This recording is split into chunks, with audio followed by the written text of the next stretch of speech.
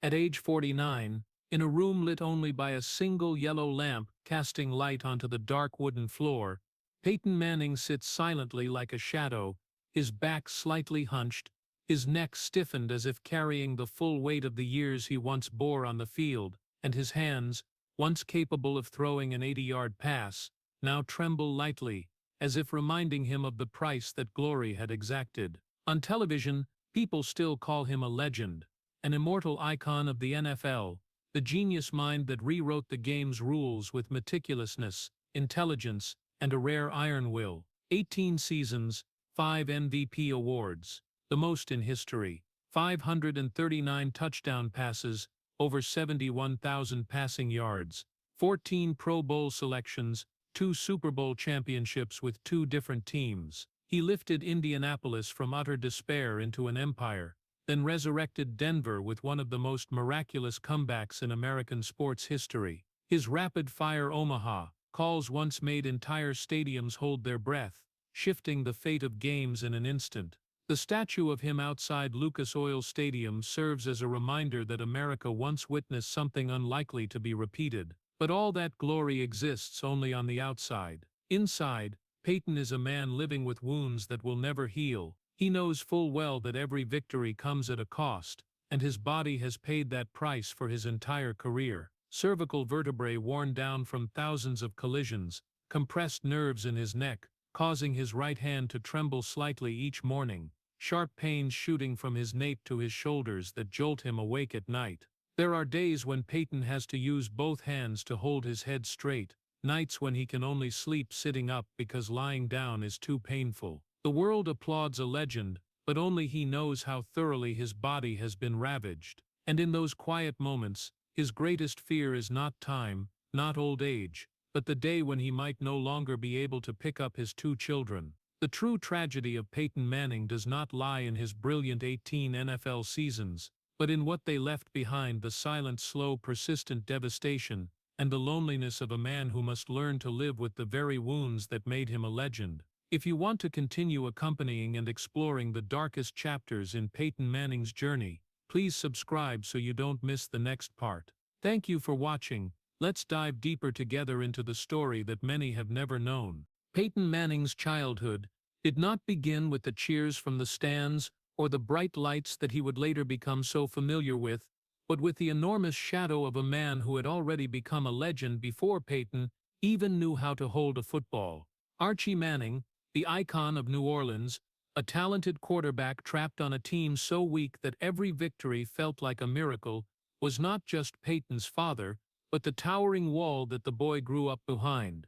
To America, Archie was a source of pride, but to Peyton, he was a mirror both dazzling and burdened with pressure, not because Archie forced it. On the contrary, he was a gentle, kind father who never scolded his children, never used his fame to dominate the family. But that very greatness, the respect society gave him, the admiring gazes of millions toward Archie, unintentionally created an invisible expectation that weighed on the shoulders of a boy who still didn't fully understand what success meant. Peyton grew up in rooms where newspapers, documents, awards, and photos of his father playing hung on every wall. At school, teachers saw him not as student Manning, but as Archie's son. On the playground, friends didn't ask what Peyton liked, but whether he could play football as well as his dad. Expectations came to that boy far too early, like a debt that Peyton had never agreed to carry, but also never dared to set down. The boy learned to smile even when tired, to answer questions he didn't want to hear, to hide the feeling that he had to be perfect so as not to damage the family's reputation. But the cruelty of football doesn't just exist on the field. It started right in the Manning family living room, where Peyton often sat quietly watching his father return from a grueling game. Archie would try to act calm so the kids wouldn't worry, but young Peyton was more perceptive than adults realized. He saw his father move slower after each season, saw him clutch his right shoulder when he thought no one was looking, heard the sighs when Archie sat alone on the sofa, seemingly just tired, but really disappointment, the loneliness of a man carrying too much for a team with too little chance. Peyton never forgot the image of his father silently unwrapping the tape from his hands, eyes staring down at the carpet as if searching for an answer to a question that had hung over his entire career. Why isn't giving your all enough to win? The boy stored those moments in his heart, not as a child imitating an adult, but as the first deep engraving of the brutality of the sport that had shaped his family's fate. That was when Peyton understood that football wasn't just glory. It was pain, sweat, sacrifice, repeated failures that famous people had to endure in silence. And he understood one more thing: greatness does not make you immune to injury. For young Peyton, the concept of victory was just fleeting images on TV, but pain was something he saw right in front of him. Every morning his father woke up with a stiff back. Every time Archie forced a smile despite eyes full of exhaustion. People think Peyton grew up in the luxury of a prestigious sports family. But the truth was the complete opposite. He grew up with lessons in loss, repeated disappointment, watching the strongest man in his world get knocked down time and again, yet still choose to stand up.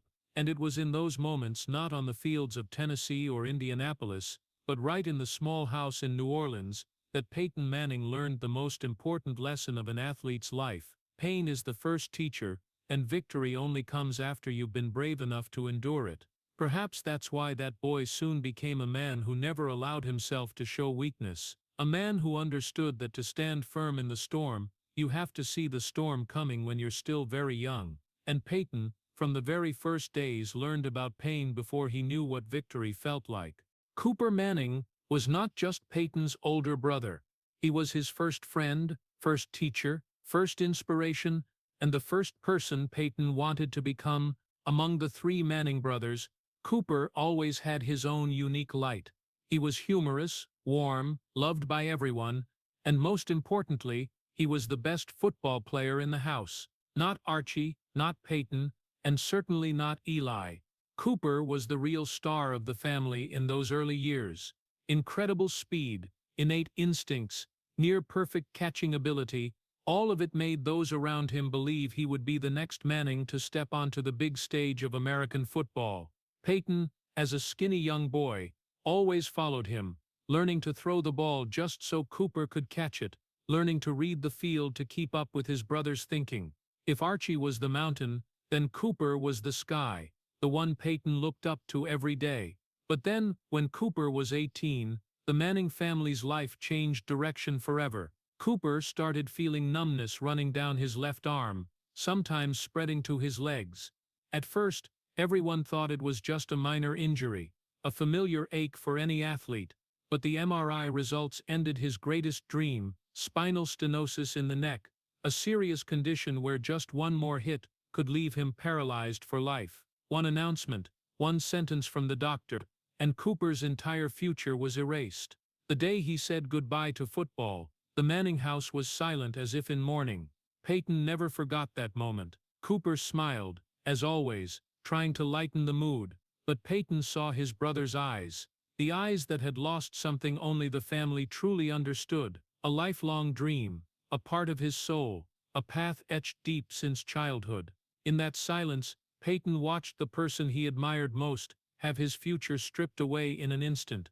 It wasn't like defeat. It was like fate snatching the dream and hurling it into the family's chest. And for Peyton, the sensitive child who always observed to find lessons in everything that happened, that tragedy became an indelible scar. He understood that football wasn't just glory. It was fragile, cruel, capable of destroying a life with one wrong move. That night, Peyton lay still in bed, eyes wide open in the dark. For the first time, he clearly felt the fragility of everything he loved. It was as if the world had sent him a warning. If this can happen to my brother, it can happen to me at any moment. That obsession followed Peyton like a shadow through his teenage years. Not fear of losing games, not fear of criticism, but fear of losing everything in a single moment. He watched Cooper, once the brightest star, now having to learn to live a life he had never chosen. But instead of bitterness, Cooper chose to smile, to live positively, to become a source of encouragement for his younger brothers. That resilience made Peyton both heartbroken and in awe.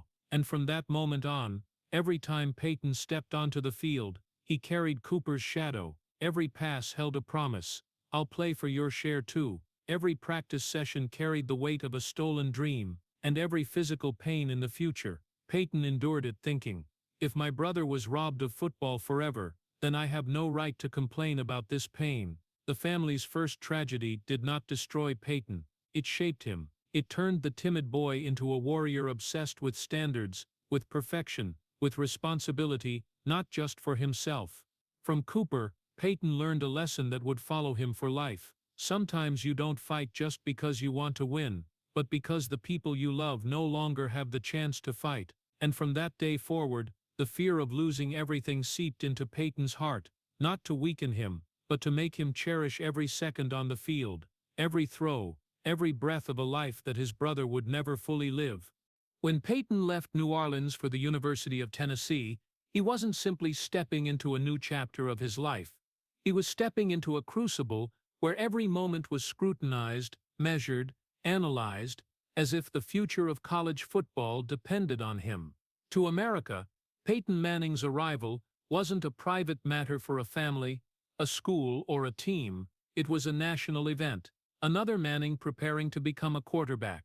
Another Manning preparing to carry history. And Peyton, at just 18 years old, was already seen as a project the entire country was watching. Every throw, every mistake, every step was recorded, discussed, dissected by fans, coaches, media, and people who'd never met him but believed they knew who he needed to become. That pressure didn't wait for Peyton to mature. It hit immediately. From the first day he stepped onto the Knoxville campus, the eyes on him weren't the kind friends give each other. They were eyes of expectation. They didn't see a freshman with a heavy backpack full of books. They saw Archie Manning's son, the heir to a football family, the one expected to transform the entire Tennessee program. Peyton wasn't allowed to be ordinary, wasn't allowed to make mistakes, wasn't allowed to fail, and most importantly, wasn't allowed to become anyone other than what America had already scripted for him. In those days, Peyton gradually learned to live with a different kind of loneliness, the loneliness of someone the world sees everything about, except the real person inside. By day he smiled, shook hands, answered interviews, played the role of the leader everyone expected. But at night, in the small dorm room, where the desk lamp shone on stacks of game tapes, Peyton sat alone rewatching his own plays over and over, slowing down every movement, noting every tiny error no one else saw. It wasn't an obsession with winning. It was fear of failure, fear of being compared to his father, seen as the family's disappointment, remembered as a Manning who wasn't good enough. Every victory brought relief, not happiness. And every misstep, no matter how small, tormented him painfully. When Tennessee won big games, teammates cheered, coaches hugged, fans sang throughout Knoxville. But Peyton was different. In the moments everyone celebrated, he quietly returned to his room, popping in the game tape that same night to find his mistakes, to wonder if he deserved those cheers. Loneliness is living among tens of thousands of people, but not daring to voice your greatest fear. And Peyton's greatest fear wasn't losing games, it was not living up to the expectations of those who believed in him. People say Peyton was born to be a leader, but in reality, he was forged into one during the hours no one saw, long nights gripping a pen tightly, writing notes until his hand ached, mornings waking before dawn to throw hundreds of balls while the practice field was still covered in dew, brief conversations with Cooper, where Peyton admitted he sometimes wished he were just an ordinary kid, not carrying the faith of an entire nation.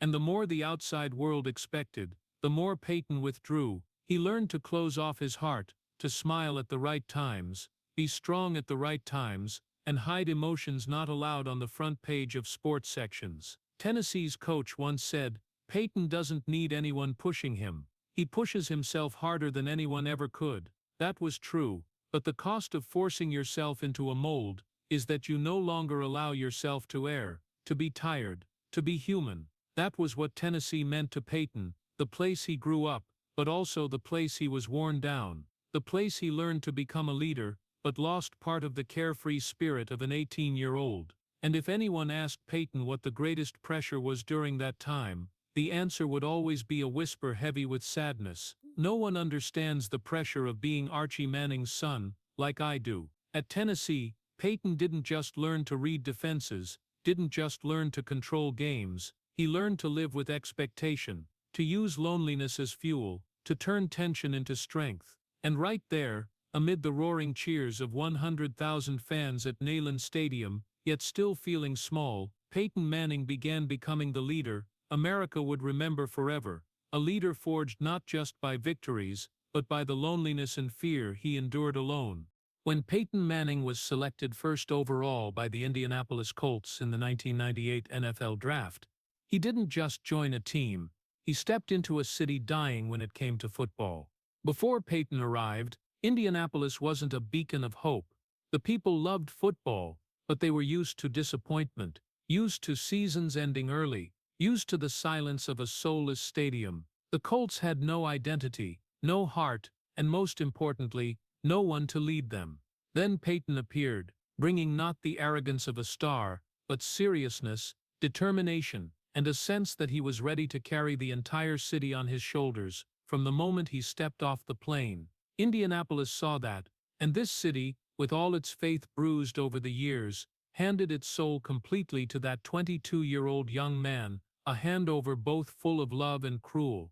They didn't just want Peyton to help the Colts win, they wanted him to redeem a city, and Peyton understood that from the first press conference. The expectant eyes of the media, the applause from management, and the fans' words like vows binding his heart, "We're counting on you." Peyton looked around and realized he no longer lived for himself. He had to live for Indianapolis. But the greater the responsibility, the deeper the loneliness. Peyton wasn't allowed to be average, wasn't allowed to have tired evenings, wasn't allowed to make the same mistake twice. And every playoff loss, which the NFL cruelly repeated for Peyton in his early years, was a knife twisting in the young man's heart. When the Colts lost to the Patriots, when the Super Bowl dream was yanked away just because of a few imperfect plays, Indianapolis hurt, but Peyton hurt more. Because he always believed the fault was his. No matter how poorly the defense played, no matter the harsh weather, no matter how strong the opponent,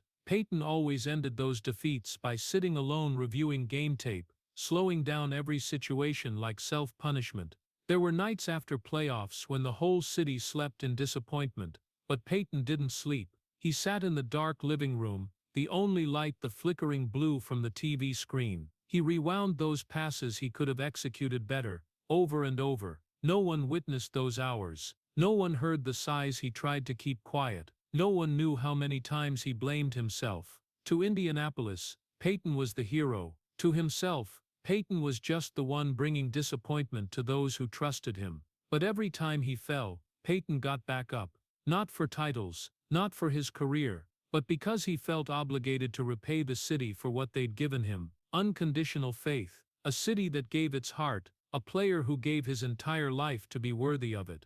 In those years, Indianapolis went from a wandering team to an NFL powerhouse. Peyton turned the Colts into an empire with his intelligence and perseverance. He read games like he could see the future, adjusted tactics right at the line of scrimmage, led teammates with strictness, but full responsibility. He wasn't just the quarterback, he was the heart, the brain, the soul of the Colts. But football is an unforgiving sport. One great season doesn't guarantee a happy ending. And every time the Colts were eliminated from the playoffs, Peyton felt the weight of the entire city pressing on his chest. The fans loved him deeply, but demanded more from him than any player in Colts history. To them, Peyton was the light, but to him that light sometimes burned so bright it scorched. There were many times, standing on the field after a painful loss, when the encouraging applause mixed with fans' sighs made him feel empty inside. He watched tens of thousands of spectators leave the stadium, and even though they enveloped him in love, Peyton still felt completely alone, a man standing in a sea of people but feeling the silence inside most acutely. He understood that his failure wasn't just the Colts' failure, but the city's failure, and that responsibility made every victory fragile, every defeat crueler than ever. But Peyton never gave up. The next day, while most players were still sleeping, Peyton was in the film room reviewing every detail. When teammates started warming up, Peyton had already thrown hundreds of balls to fix the smallest errors. While the world only saw the perfect passes on the field, no one knew that beneath jersey number 18 was a body soaked in fatigue, a heart enduring enormous pressure, and a soul straining not to be crushed by expectation. Peyton Manning turned the Colts into an empire not because he was the strongest, fastest, or threw the farthest. He did it because every time he collapsed under pressure, he chose to stand up again. Because every time the city cried, he decided to fight one more season. Because he understood responsibility was something you couldn't run from. And in Indianapolis, where football had once been on life support, one man dared to carry the entire city on his shoulders, alone, in loneliness, but also in the love the world would remember him for forever. But no empire is built in gentle years. As the Colts grew stronger, as Peyton's name echoed across America as a symbol of perfection, inside his body, the first signs of betrayal began to emerge. They didn't come loudly like an accident, not violently like a direct hit. They came quietly, slowly, persistently, as if time was testing how long Peyton could endure. At first, it was slight numbness in his right fingers, just a few seconds, like static electricity, enough to make him notice, but not enough to make him stop. Then sudden stiffness in his neck, when Peyton turned to check the defense. A slight twist, and everything locked up. He had to take a few seconds to breathe, to shift each vertebra bit by bit, until his neck obeyed. On the field, cameras never captured those moments. Fans just saw Peyton adjust his helmet, step up as if it were habit. But the truth was the opposite. Every time his neck locked was a cruel reminder that his body was gradually cracking. His teammates didn't know, coaches didn't know, management didn't know, because Peyton didn't let anyone know. He hid it all behind a calm smile, cool demeanor, controlled interview answers. He feared that if he spoke up, people would see him differently, doubt him, worry, question the Colts' sustainability. And Peyton, more than anyone, understood his responsibility to a team, a city, a sports culture that had placed full faith in him. So he endured, alone, just like he'd endured expectation at Tennessee, loneliness in Indianapolis. Peyton kept fighting the most terrifying enemy, silent pain eroding his body. No glory comes without sacrifice, and elite sports is a process of destroying the body centimeter by centimeter. Peyton knew that from watching his father return from games wrapped in tape, but when that pain became his own, Peyton truly understood how horrific it was. Mornings waking with a neck so stiff he had to use his hands to turn his head.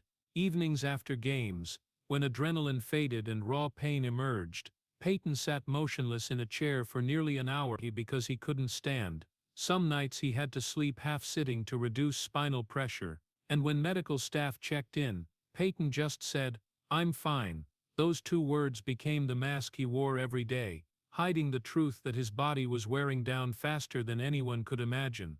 He kept playing out of duty to teammates who believed in him, to fans who'd tied their lives to the Colts, to the Manning name he carried on his back. Peyton was never allowed to quit. He never allowed himself to step back. But deep inside, every time numbness spread from shoulder to chest, every time his neck stiffened mid-game, he knew what was approaching. Not the end of his career, but the shadow of truth. His body could betray him at any time.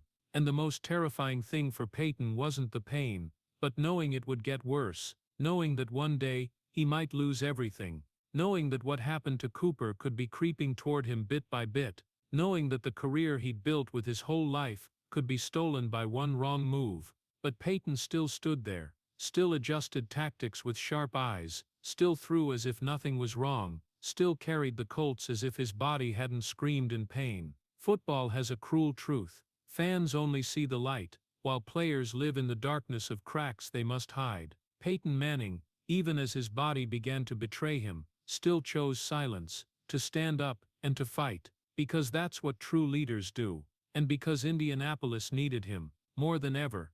2011 wasn't just a difficult season, it was the fiercest storm Peyton Manning's life had ever endured.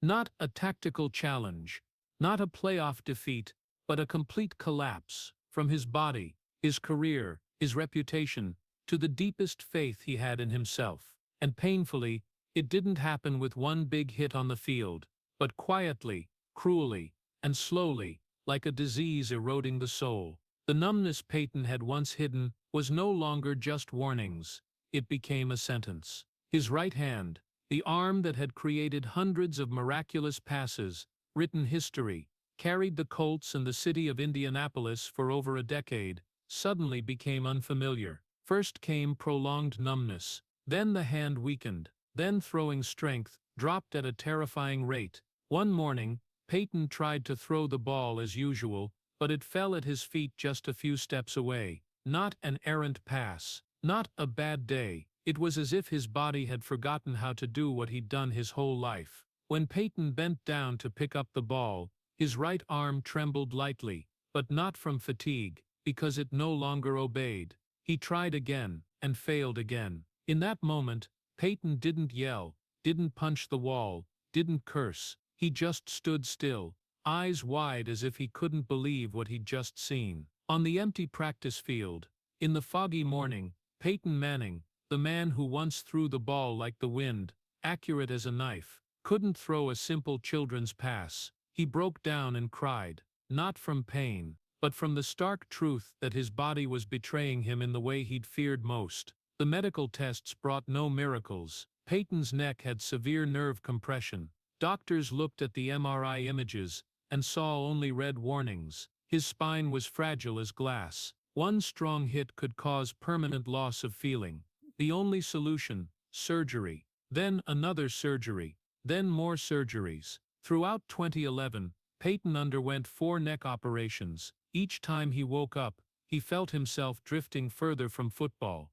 The long scar on his neck wasn't just a medical mark, it was a groove marking the part of his career being cut away. The rehabilitation days were a chain of humiliation for a man who'd once stood at the top of the world. He had to relearn how to use his neck muscles, learn to hold the ball, learn to throw with small, weak, trembling motions, and cruelly, his arm still didn't obey. No feeling, no strength, no future. In the long nights, Peyton lay in the hospital bed, staring at the white ceiling, wondering if he was still worthy enough to exist as an athlete. He wasn't afraid of a failed surgery. He was afraid of his career ending without a proper goodbye, afraid of becoming a player forgotten by time, afraid of looking in the mirror and seeing only a disabled man. But what hurt him most wasn't his body, it was the Colts, the team that had been his second family, the city he loved like his own flesh and blood, the blue and white uniform he'd sworn to protect for life.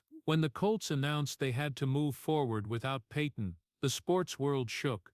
But for Peyton, it was the deepest crack ever heard in his heart. He understood the reasons, understood why a team needed to secure its future, understood they had to pick Andrew Luck. But understanding isn't acceptance. Peyton had carried the Colts when they were weak, turned an unknown city into an empire, brought hope every time he ran onto the field.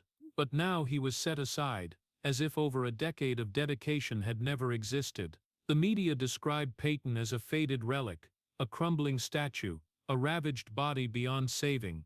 He's done, he's finished, he has nothing left. Every article was a knife cut, every comment a strip of skin sliced away. People had once worshipped him, but when they smelled the end they turned their backs as quickly as they'd once applauded. Peyton read those lines, and for the first time in his life, he felt truly small, almost worthless. Sleepless nights became routine. He sat in the dark, listening to the clock tick like it was counting down the remaining days of his career. He wondered if he deserved the years that had passed, if he was worthy of people's trust, if everything he'd built was collapsing forever. And then there were moments when Peyton, the man always strong, always hard on himself, always standing tall no matter what, felt so broken that he thought, maybe my career is dead, and part of me has died with it. That feeling wasn't like the lingering sadness of losing seasons. It was the despair of someone who'd had everything but was facing losing it all. Someone who knew he couldn't go back to the past. Someone who knew his career's final moment might have happened without him even realizing it. In 2011, Peyton Manning didn't just face an injury, he faced hell. And the cruelest thing about hell is no one can go through it for you. Peyton entered that year as a legend, and emerged as a man trying to hold on to the fragments of himself. But what the world didn't know, and what Peyton himself didn't know, was that hell isn't always the end. It's a test to see who deserves rebirth. And Peyton Manning, though shattered, though doubted, though rejected, hadn't said his final word yet. 2011 was the year he nearly lost everything, but it was also the year that redefined everything. And from those ashes, fate was preparing to lead him into the greatest chapter of his life. Only at that time, Peyton couldn't see that light yet. He was still in the darkness, alone. When the door in Indianapolis closed, Peyton Manning didn't step into the next chapter of his life with pride or excitement. He walked away with a neck still swollen from surgery, a right arm as weak as someone with no memory of football, and a heart crushed by the feeling that he'd been left behind. When the Denver Broncos made their offer, the media called it buying a lottery ticket, as if they were betting on damaged goods. Experts on TV smirked lightly. Play in the NFL again with a neck like that? Impossible. Others were blunter. Peyton is done. And even those who believed in him most feared that Denver would just be the final stop, where a legend would end in disappointment. But the Broncos still gave him a chance, not because they were sure he'd revive, but because they saw in Peyton's eyes what the rest of America had forgotten, a will that refused to die. Even so, on Peyton's first day at the Denver training facility, he didn't enter like a savior. He entered like a disabled man trying to regain the ability to do the simplest thing: throw a football. And that restart journey was crueler than any fan could have imagined. On Peyton's first day holding a ball in Denver, he threw it 8 yards. The ball wobbled, floated lightly, with no power, no speed, as if it hadn't come from the arm that once terrorized defenses. The most painful part wasn't the weak throw, it was not feeling the ball touch his hand. His fingertips were so numb that every motion felt loose, lifeless. Doctors warned, we can't know if the nerves will fully recover. Even he didn't dare answer the most terrifying question, will I ever throw again? But Peyton didn't come to Denver to surrender. He came to be reborn or die trying. Rehabilitation was a long war where every practice session was like climbing Everest with broken legs. He trained the smallest motions, wrist rotation, gripping the ball, pulling the arm back, light throws. Everything hurt. Hurt literally, hurt so much that sweat poured down his forehead after just minutes of warm-up. Sharp pain so intense that Peyton had to stop midway, gripping his knees to breathe like he was about to faint. There were times his body said no, but Peyton forced it to say yes. The strength coach recalled, we had to pull him off the field, not because he was weak, but because he'd train until he died if we didn't stop him. And then there were evenings when teammates left the facility and heard muffled sobbing behind a wall. One player said, we thought someone had a severe injury, but when we opened the door, it was Peyton. He was on his knees on the floor, cradling his right arm, tears falling from pain, not crying from fear but because he was fighting the only enemy he couldn't beat with willpower, his own body. But if anything defined Peyton Manning, it was his spirit that never retreated from darkness. He told head coach John Fox in a private meeting, if I've already been to hell, I'll walk straight through it. That wasn't just talk, it was truth. Every day Peyton arrived at the facility before sunrise. Every night he left after the cleaning staff turned off the lights. He threw using shoulder mechanics while his hands still lacked feeling. He worked on footwork to compensate for lost arm strength. He studied defenses, tactics, game feel, as if he could replace what his body lost with a sharp mind. Teammates watched him train and told each other, if he doesn't quit, we have no right to quit. The Denver Broncos didn't just sign Peyton Manning. They signed a standard of survival, a symbol of mental strength. A man fighting not just to play football anymore, but to hold on to what made him feel he still had value. But that journey had no romance. It was dark, brutal, and more desperate than any history book described. While America doubted him, while social media mocked him as the old man with the steel neck, while experts called him a financial risk, Peyton quietly threw in the skin-cutting cold of Denver, and no one knew that some evenings, he drove home with his right hand shaking so much he had to steer with his left. No one knew that some days he couldn't twist open a water bottle cap. No one knew that he'd thought about retiring, not because he feared failure, but because he feared becoming a burden. But every time that thought appeared, he remembered Cooper, remembered his father, remembered the nights at Tennessee, remembered Indianapolis and the city's love, and he told himself, no, not yet. Peyton Manning arrived in Denver like a disabled man, but he trained like someone trying to rewrite fate, and he rose from the ruins not to become the old player, but to become the strongest version of himself. But no one, at that time, could have guessed that all the pain, the tears, the torture-like rehab sessions, were preparing to lead him to a season, not just the greatest of his career, but perhaps the greatest in NFL history. Peyton didn't know. Denver didn't know. The world didn't know. But after the deepest darkness, light was waiting ahead, a light that belonged to the man who dared to walk through hell. No one could have imagined that just 2 years after being unable to throw a simple children's ball, Peyton Manning would step back onto the NFL stage like a surreal phenomenon. From being seen as disabled, a risky gamble for Denver, Peyton began the 2013 season with something no one dared believe: rebirth. Not a normal comeback, not decent form, but a resurrection so grand it shattered all logic of sports, medicine, and even fan belief. In the season opener, Peyton threw 7 touchdown passes. 7. In one game, against a defense as strong as steel. The stadium erupted, fans jumped to their feet, commentators were speechless. No one had ever seen that from a 37-year-old quarterback with 4 neck surgeries. That day, Peyton wasn't just playing football, he was declaring to the world that he wasn't dead, that he was back, and stronger than ever. The 2013 season unfolded, as if Peyton were scripting a movie that even Hollywood would find unbelievable. He shattered every record as if they were just thin pieces of paper: 55 touchdown passes, 477 passing yards, NFL record, a series of games over 400 yards. Opposing defenses could only sigh before each pass. He conducted games like a maestro in the middle of a symphony, using intelligence, experience, meticulousness, and iron spirit to compensate for arm strength that was no longer what it once was. But what the world didn't know was every one of those games came at the cost of pain that lingered for hours after the final whistle. Peyton's body had never fully healed. He had only learned to live with that destruction. When fans saw him raise his arms celebrating a 40-yard pass, they didn't see him sitting in a dark room afterward, ice pack on his neck, eyes clenched shut from sharp pain. When TV showed him smiling and talking with teammates, they didn't see him walking alone into the locker room, right hand trembling slightly, because the nerves had never fully recovered. When America hailed him as Mr. 55 TD, they didn't know that every quick head turn sent an electric jolt down his spine, reminding him that the hell of 2011 was still there, waiting for a chance to swallow him again. Peyton lived between 2 realities: a Peyton on the field, legend, dominator, record breaker, immortal.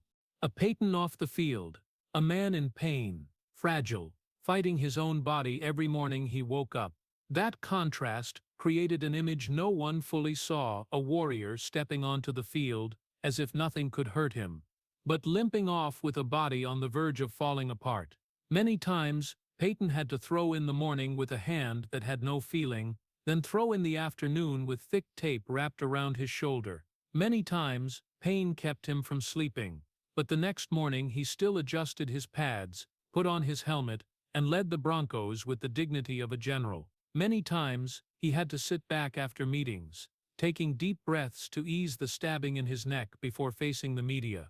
But never, not for a single second, did he let the world see that fragility. The 2013 season was Peyton's response to doubt, mockery, and tragedy. It wasn't merely recovery, it was rebirth in the truest sense. A man thought swallowed by hell rose up and walked as if the fire had never burned him. A man thought never to throw again stood in the eye of the NFL storm and dominated the league at an age when many quarterbacks had retired. A man abandoned by the Colts, buried by the media, betrayed by his body, found a way to rewrite his fate with the very hands doctors once said might never recover. And when Peyton raised his 5th MVP trophy, a record no one has broken, that wasn't the joy of a winner. It was the silent tears of a survivor, because only Peyton knew that the journey to that trophy wasn't one of an athlete regaining form. It was the journey of a human walking out of hell on his own torn feet. Peyton Manning, in that season, did what no one dared believe: recreated himself after thinking he'd lost everything.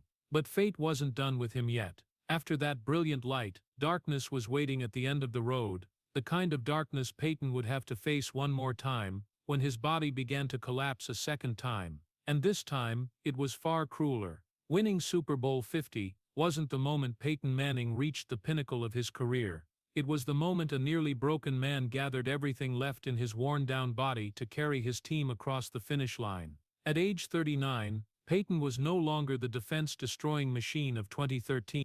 The arm that once fired bullet-like passes now lacked power, spin, even consistency. Every deep throw was a battle against pain shooting through his neck. Every fall to the turf was a reminder that his spine could snap further at any moment. The Broncos could no longer rely on him like before. The defense became the pillar. Teammates had to protect him like a precious artifact about to crack. But Peyton was still the leader, not with strength, but with heart. With eyes that read games like a prophet. With calm amid chaos. With a voice that made the team believe that even if he wasn't his best version anymore, if they fought to their last breath, he would lead them to the final flickering light. Super Bowl 50 was the strangest game of Peyton's career. He didn't play great, didn't dominate, didn't create classic moments, but he did something more important. He stood firm. He led when it mattered. He made no mistakes. And in the most critical hours, when the Broncos needed a soul to not collapse under pressure, Peyton became that mental wall. When the final whistle blew, the world saw the Broncos win, but only Peyton and his body knew he'd reached his absolute limit. And then, as the chaos of celebration quieted, Peyton searched for his father in the sea of people. When Archie approached, the two hugged, not the embrace of two football legends, but of two men who'd endured private pains, watched each other rise from ruins, and understood that the greatest victories rarely come from strength, but from endurance. Archie whispered something in Peyton's ear. He nodded, eyes red. That was the rawest, most real, most vulnerable moment of his career. Peyton didn't cry from victory, he cried from the end, because he knew that to reach that moment, his body had paid too high a price. The surgeries, the numbness spreading to his hand, the sleepless nights, the months of training in pain so intense he nearly fainted, all flashed back in the moment his father held him under the lights of Levi's Stadium. Part of Peyton wanted to rejoice fully, but the deepest part knew he had nothing left to give. His body couldn't take another season. His spirit couldn't keep gambling with worn nerves. Super Bowl 50 was the victory of an incomplete warrior. A painful victory, but beautiful in a cruel way. Beautiful because it was a fitting end. Cruel because it was a goodbye without words. Just look at how Peyton walked off the field, slower, heavier, but more at peace than ever. He knew he'd reached the finish line, and for the first time in his life, Peyton Manning allowed himself to let go. But even when the stadium lights went out, his most painful story wasn't over, because leaving the field didn't mean leaving the wounds behind. They followed him every day, every night, like the price of a career too great not to be paid in pain. Retiring from the game. For an ordinary person, it's a decision. But for Peyton Manning, it was a verdict handed down by the very body that had fought alongside him for 2 decades. After Super Bowl 50, Peyton wanted to believe he still had something left to give. But the truth didn't let him fool himself for long. Every morning he woke, his neck stiff like rusted iron, his right hand so sluggish he had to use his left to button his shirt. Every time he bent to tie his shoes, he felt nerves stretch like they might snap. No doctor advised him to continue. They all said the same thing. If you play one more season, we can't guarantee you'll walk off the field on your own feet. Retirement wasn't a choice. It was a ruling. A ruling Peyton couldn't fight, even though his will had once defeated greater pains. And in that moment, for the first time in his life, Peyton understood the pain every legend faces. When the body says stop, the heart is never ready to listen. The day Peyton announced his retirement, America was moved. Teammates hugged him. The press praised him. Rivals gave him absolute respect. But in what seemed like a glorious moment, Peyton felt an emptiness no one saw. Not because he missed the spotlight, but because he'd lost what had defined him his entire life. When the stage lights faded, when the footsteps leaving the press conference vanished, Peyton returned to his quiet home in Denver. No more teammates laughing. No more cleats clicking on tile. No more fans chanting his name through the screen. No more Monday morning film sessions. No more Sunday games. no more goals forcing him to rise at 5 a.m. And in that silence, Peyton asked himself the question every legend reads: if I'm no longer a QB, who am I? For 20 years, he was the heart of the Colts and Broncos. He was the captain first on the field, and last out of the facility.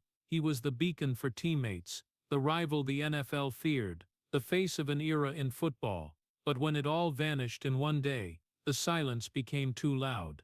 The mornings after retirement were when Peyton faced the most terrifying void of his life. He sat in the kitchen, holding a coffee cup, with a slightly trembling right hand, staring out the window without knowing what lay ahead. No snap count, no playbook, no gym, no responsibility to lead a team, just silence. And Peyton's inner self had never been used to silence. Some days he instinctively woke at 5 a.m., like in training camp, then realized no team was waiting. Some evenings he rewatched old game tape, not to analyze, but to try remembering what it felt like to have clear purpose. Peyton had never feared physical pain, but the mental pain of leaving the field nearly made him lose himself. Retiring didn't just take Peyton's career, it took a piece of his soul, and to find himself again, Peyton had to start over from zero for the second time in his life. What fans never saw, what the media never touched, was the bitterest chapter after Peyton Manning left the field, the physical pain that never went away. People think a retired legend lives peaceful days in wealth, in children's laughter, in leisurely mornings without preparing for games.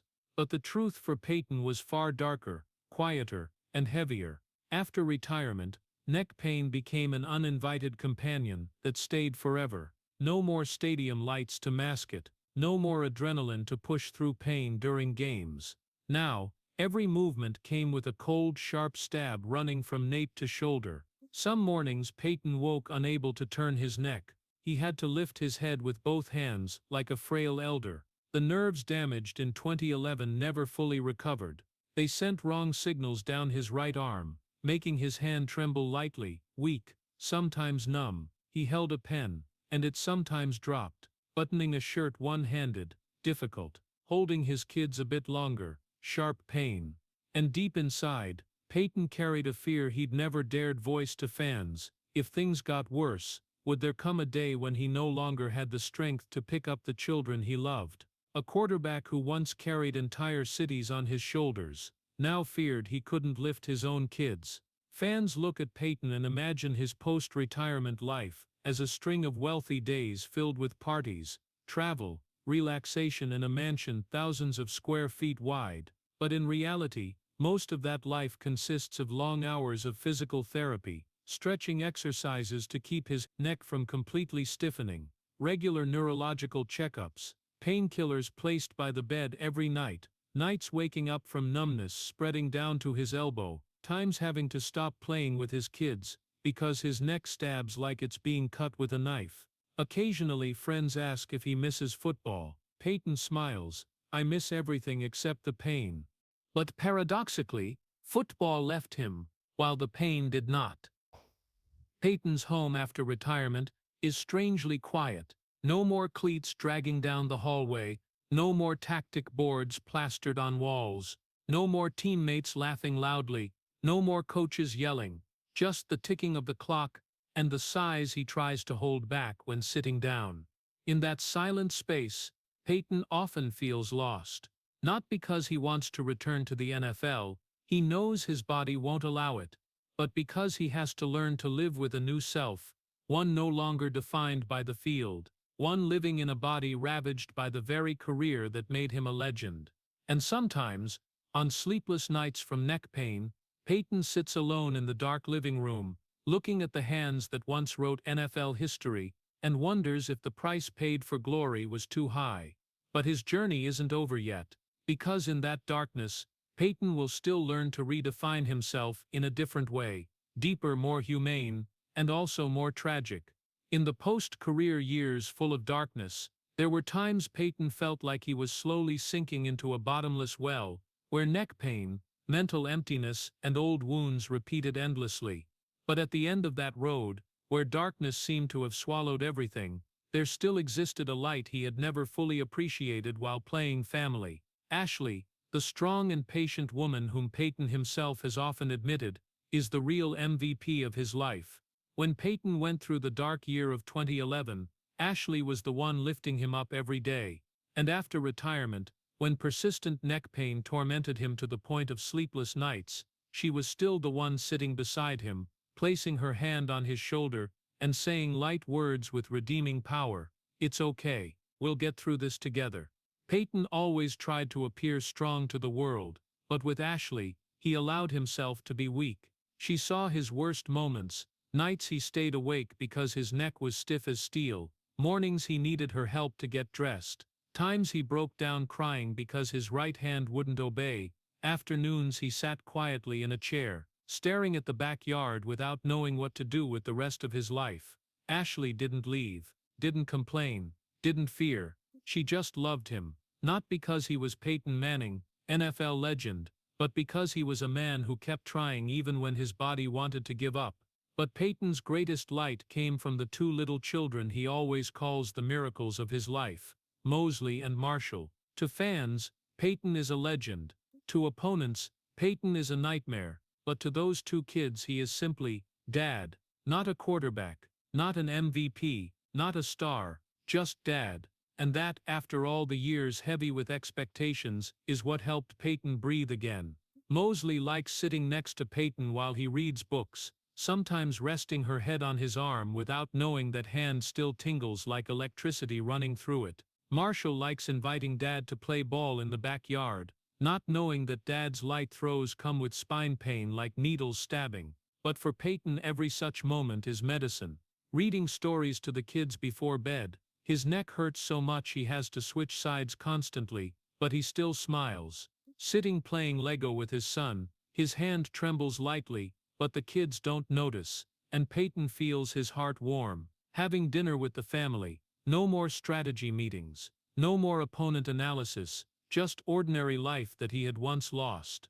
There are times Peyton sits watching his kids run around the living room and smiles to himself, not the smile of victory, but the relieved smile of someone who has finally found the most important thing in life. He realized a great truth that for decades he refused to acknowledge: love doesn't need titles, doesn't need MVP, doesn't need record-breaking. Love just needs presence. Love just needs a father there, hurting but still smiling. And Peyton, the man who once carried entire cities on his shoulders, who fought pains that would make others quit, learned that the small moments, placing his hand on his kids' heads as they sleep, watching them smile when opening a new toy, hearing them call Dad, in clear voices, are what saved him from the lingering darkness of the years of loss.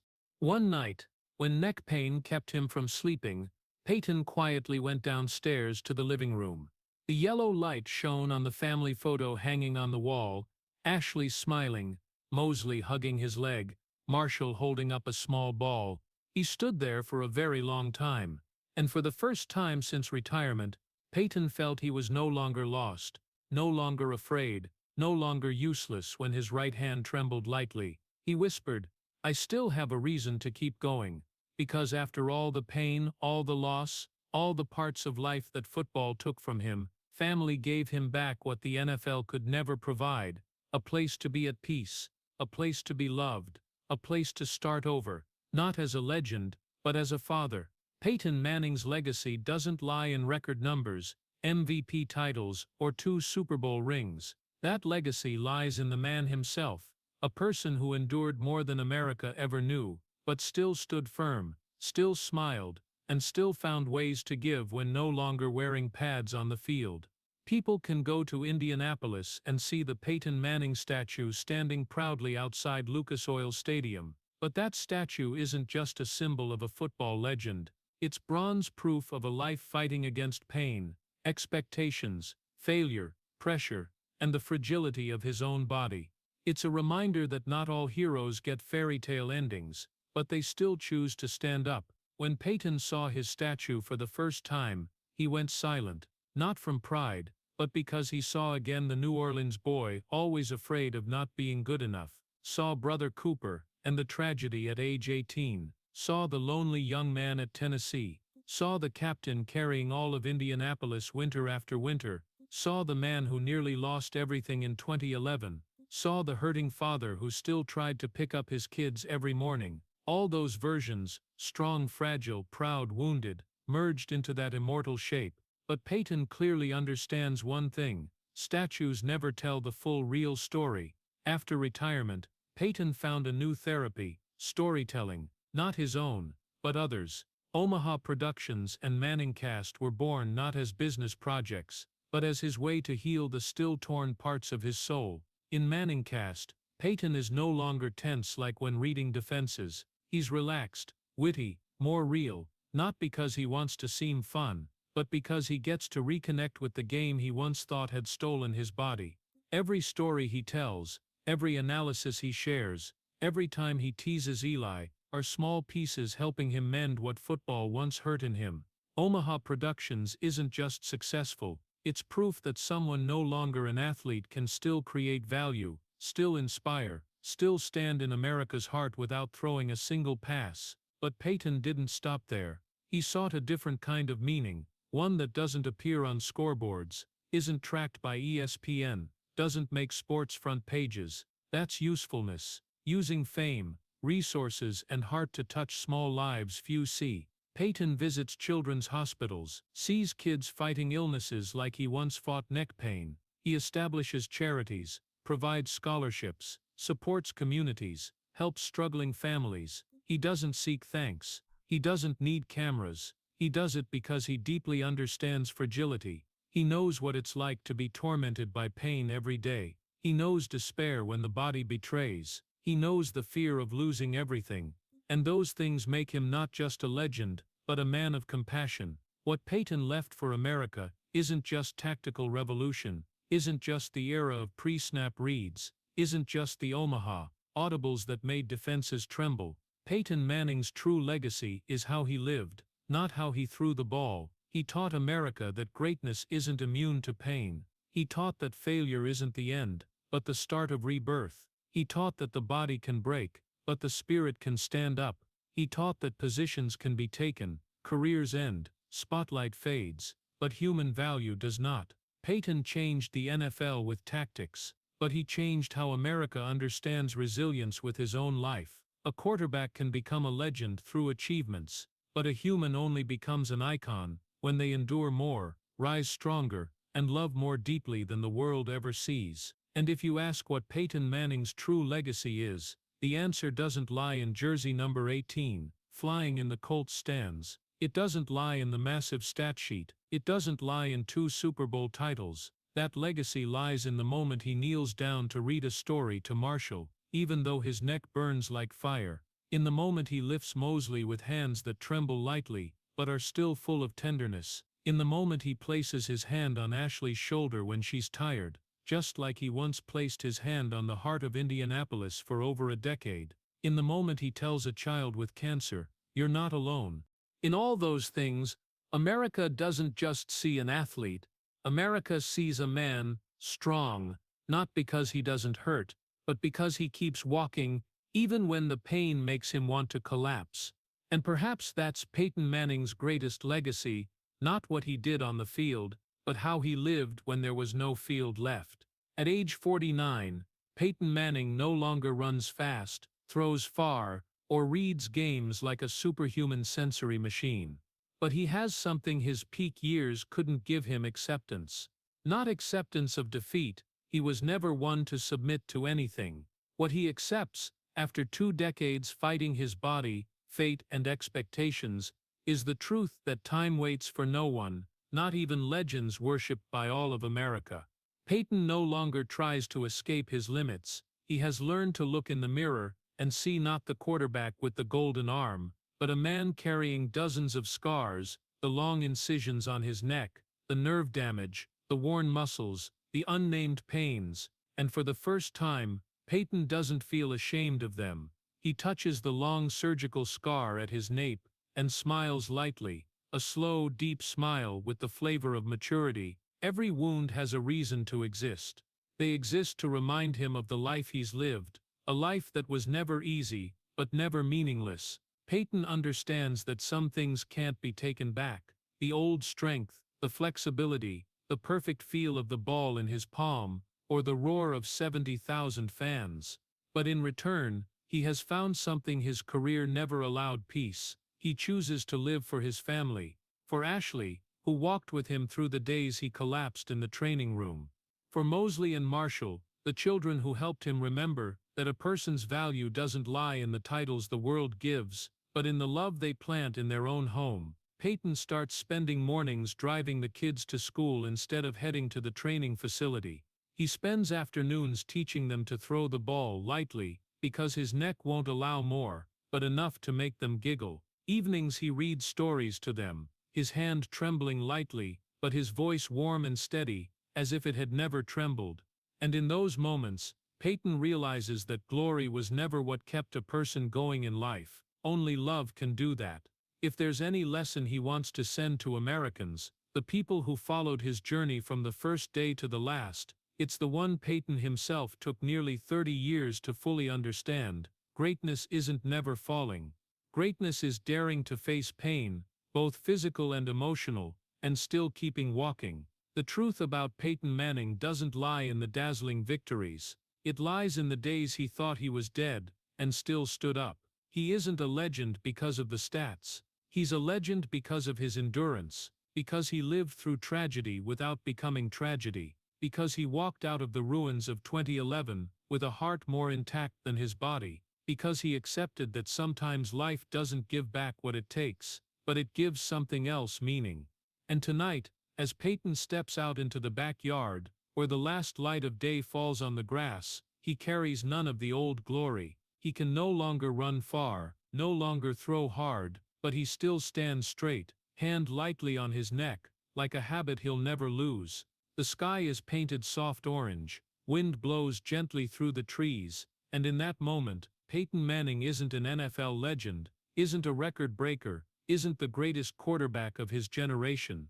He's just a man still learning to live with what football took from him, and cherishing what life gave back. A beautiful image, but also haunting, because it reminds us that even monuments have to learn to heal, and time, the thing no one defeats, still quietly moves on, waiting for no one, not even Peyton Manning. Looking back at Peyton Manning's journey through this story, we can't just see a football legend. We see a human who had to sacrifice far too much for America to have those moments of explosive joy. The saddest part is realizing that the glorious moments we cheered were built on nights he couldn't sleep because his neck hurt like needles stabbing. Mornings he had to use both hands to lift his head, or times his right hand shook so much he couldn't open a water bottle. The detail of him unable to throw a simple children's ball and breaking down crying on the practice field, that wasn't just an athlete's despair, it was a human's pain watching himself disappear. The times the Colts turned away, the media called him done, and he sat alone in the dark wondering if he still had value, all show that Peyton's mental strength wasn't forged from victories, but from the deepest falls. But what makes him more worthy of reverence than any legend is how he rose. He came to Denver like a disabled man, trained until he knelt from pain, yet still said, "If I've already been to hell, I'll walk straight through it." The 2013 season and his fifth MVP weren't technical triumphs, they were triumphs of spirit. And Super Bowl 50, where he hugged Archie in tears, wasn't just a championship, it was a deeply human farewell from a warrior who used what little remained in his body to lead his team one last time. Finally, the image of him reading stories to his kids despite a trembling hand, or stepping into the backyard at dusk with eyes full of peace, that's the symbol of maturity, of family values that Americans cherish. The lesson for us is clear: greatness isn't never falling, but rising even knowing it'll hurt. And sometimes what keeps a person going isn't glory, but the love from those always by our side. If the story of Peyton Manning's resilience and silent sacrifices touched you, please subscribe to continue joining us on the next emotional journeys. Thank you for staying until the end. See you in the next video, where we continue exploring the great people behind the stadium lights.